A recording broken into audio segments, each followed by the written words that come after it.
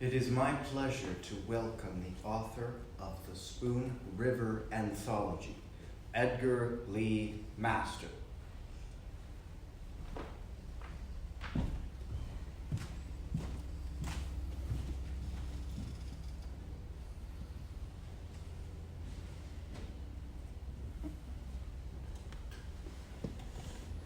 Thank you all for being here today.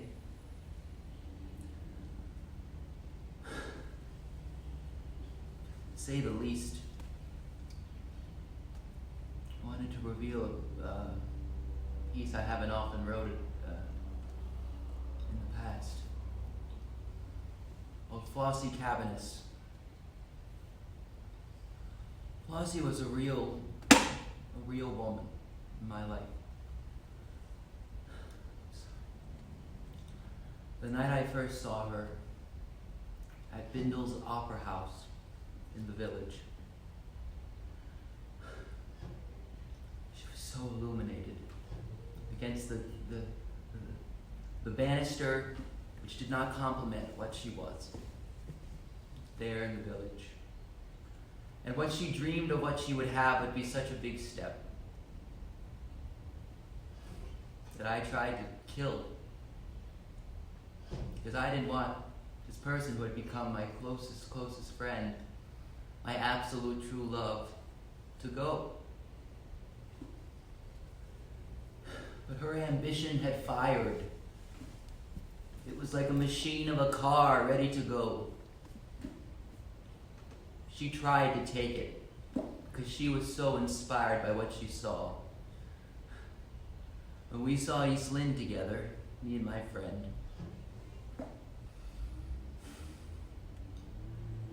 and saw Ralph Barrett for the first time, her soul was entranced like my soul was entranced by her.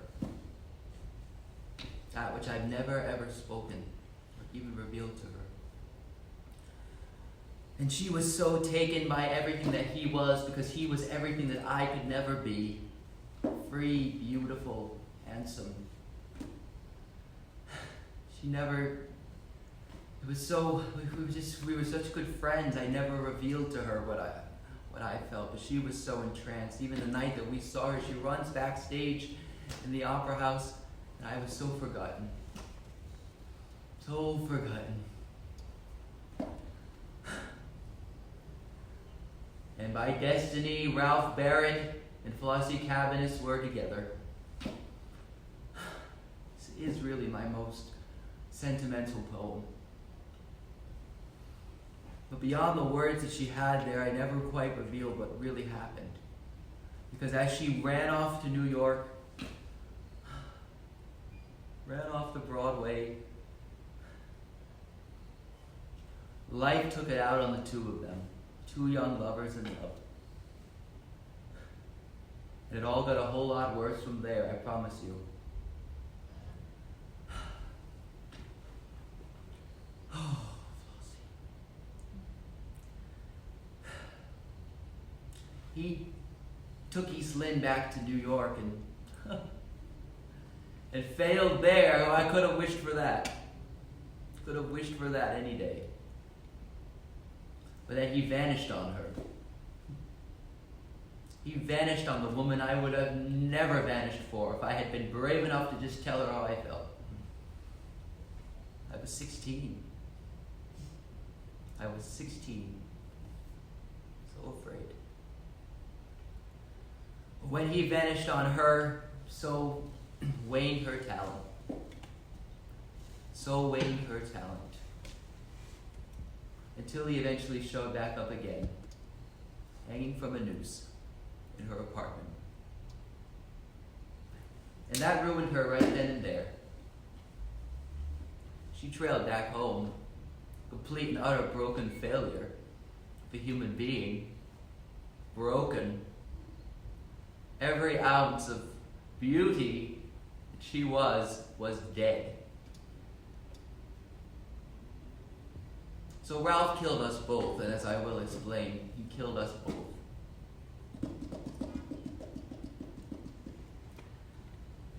I will never forget the night in the cemetery upon Flossie's return. It was the middle of a March night, and we went out, and it was the warmest March night you could ever imagine. This is in Lewistown, the inspiration for my Spoon River's Anthology and the sequel, which no one really seems to like. But anyway, we went out, just her and I, and there were so many stars in the sky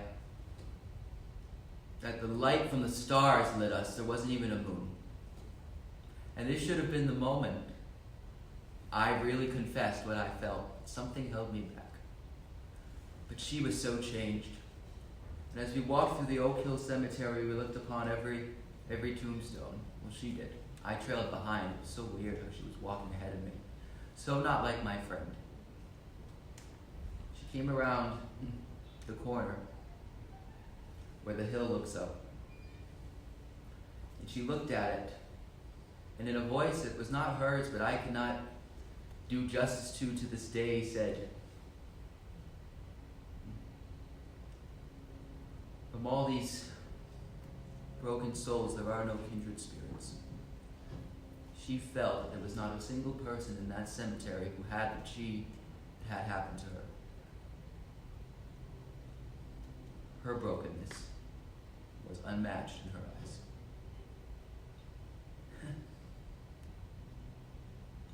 All Flossie ever wanted was to be a Dooza, the greatest actress at that time, of all time. It's all she wanted. To be like an Eleanor Dooza. And Ralph was that dream. Through him, they would have it. So when he killed himself, that was the very end of her. From the night I first saw her at Bindle's Opera House in the Village to Broadway was such a big step, and I made sure I told her that. But I tried to take it. It's the only way I can describe her. My ambition fired when 16 years of age, seeing East Lynne there in the Village by Ralph Barrett. Ralph Barrett, who she describes as the coming romantic actor who enthralled my soul.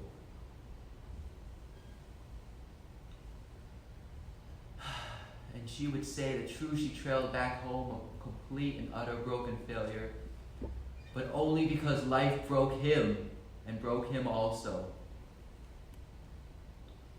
Never forget that. From all this place of silence, there are no kindred spirits. How I wish I could have been as Dooza was, so that she could be here today upon my death and read these words.